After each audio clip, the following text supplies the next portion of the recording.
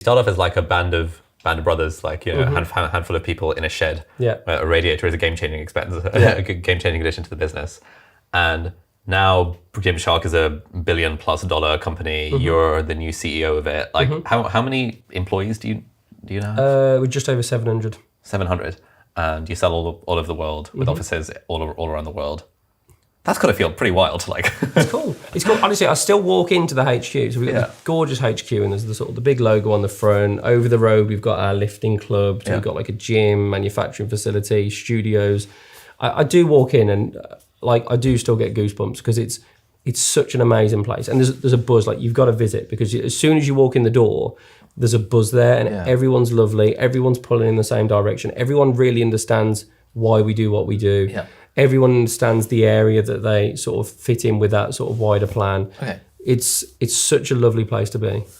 So it's interesting you say that, like, everyone's pulling in the same direction, because I feel like this is an issue we're having as we expanded from 3 people to 12 people, whereby I'm now starting to do things like defining our vision and where do we want to be in X number of years, and KPIs and goals and all this stuff that in the past I would have thought this is all just corporate bullshit. Like, who cares about any of that?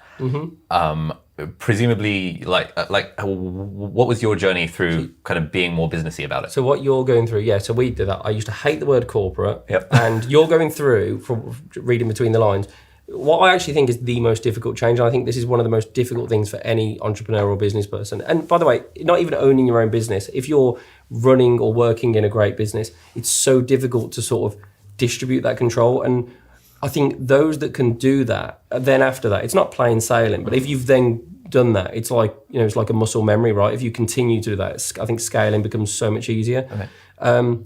I'll give you, so my sort of breakdown, I sort of break it down into 3 areas. And I think every great business person needs to reinvent themselves over and over again. So you can't become too like tied in or emotionally attached to sort of, I'm going to say, who you are in many respects. So at the start, I found I had a great creative vision. I had a great idea of where I wanted us to be. And I felt like I dragged the business to where I wanted us to be.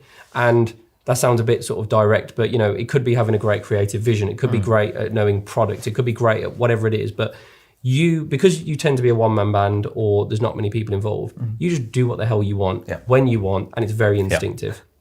Now, you'll then get to a stage where you've got people around you. It might be 5 people, it might be 10 people, it might be 30 people.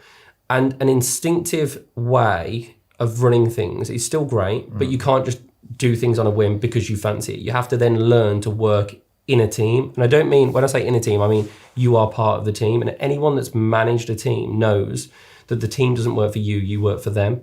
And you need to make sure that you're really understanding how to work with each different type of person. So some people will love to be organized, and they will love lots of different catch-ups. And, you know, some people will be highly creative, some people will be highly logical. Some people you'll have to spend 6 weeks trying to buy them into a new idea. Some people you'll have to spend 6 seconds. And it's about learning how to work with all these different people. So you've gone from dragging the business to where you wanted it to be, learning to work with new people.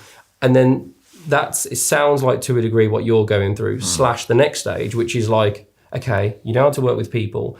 How do we galvanize them around a vision or a mission? How do we make them understand where they fit in with that? How do we make them understand that, you know, the team that we're working with, touch wood, is greater than the sum of its parts, and really understanding how to articulate yourself and your vision, and essentially learning how to inspire people. And I think that's, again, it's very tough. And I hear people a lot of the time saying like, oh, you know, one facet of their personality, oh, that's just me, what am I like? I'm a bit unorganized. Well, when you're at that level, there's no excuse for being unorganized. Like, yes, I am unorganized, but you do something about it. You either fix it yourself, or you build the team in a way that negates that weakness. Does that make sense? And it's I think it gets a bit more serious at that point. And you have to learn new skills. And to be honest, that's why I love the job so much and feel like I've got the best job in the world, because you're constantly learning new things and constantly reinventing yourself.